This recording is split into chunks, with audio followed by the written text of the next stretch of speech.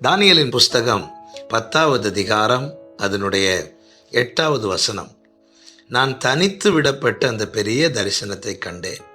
என் பலனெல்லாம் போயிற்று, என் உருவம் மாறி வாடி போயிற்று, திடனற்று போனேன். கர்த்தருடைய பரிசுத்த நாமத்திற்கு மகிமை உண்டாவதாக. தானியேல் ஒரு தரிசனத்தை காண்கிறான். அந்த காட்சியை அவன் காணும்போது 7வது வசனத்தில் சொல்லப்பட்டிருக்கிறது, என்னோடு இருந்த மனுஷரோ அந்த தரிசனத்தை காணவில்லை. அவர்கள் மிகவும் நடுநடுங்கி ஓடி ஒளித்து கொண்டார்கள்.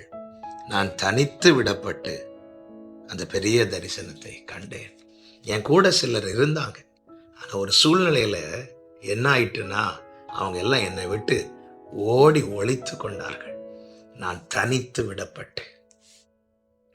சில காரியங்களை சிலரோடு நம்ம ஃபேஸ் பண்ண